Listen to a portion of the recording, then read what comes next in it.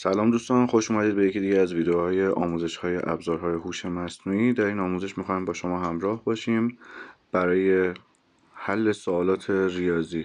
همونطور که یادتون هست چت جی پی تی یک ربات هوشمند بود و اینجا ما مس جی پی تی رو داریم که به طور ویژه برای سوالات ریاضی آموزش دیده. در این ربات ما کافیه یک عکس رو آپلود کنیم و توضیحاتی که میخوایم رو بهش بگیم. توی این قسمت عکس رو آپلود میکنیم و در قسمت پایینتر توضیحاتمون رو مینویسیم. یکی از قابلیت‌های ویژه این سایت اینه که میتونه برای ما لاتکس نویسی کنه.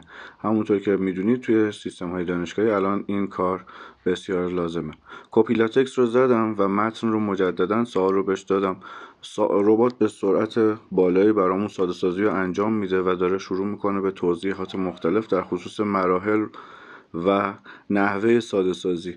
حالا با توجه به اینکه ممکنه شما سوالات متفاوتی داشته باشید، خود ربات ازمون خواسته که با توضیحات و اسکرین شات باهاش در ارتباط باشیم.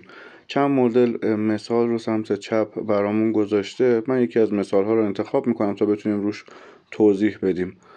همونطور که میبینید با دستخط بدون تایپ شدن یک دستخط رو عکس گرفته دانش آموز و این رو برای ربات آپلود کرده. ربات خودش به صورت اتوماتیک اون رو تبدیل کرده به فرمول نویسی و شروع کرده به پاسخ دادن. توی این قسمت دانش آموز یک بخشی رو متوجه نشده و همونطور که ربات گفته اومده اسکرین شات تهیه کرده و گفته من این بخش رو متوجه نمیشم. خدمتتون عرض کردم عکس رو آپلود کنید و توضیحات رو بالاش بنویسید. درخواست دانش آموز این بوده که بیشتر توضیح بده. ربات هم با کمال میل شروع کرده به توضیح دادن تا جایی که تونسته دانش آموز رو متقاعد و توجیه کنه. میبینید که اینجا یک عکس هست و خود ربات هم این رو از ما خواسته.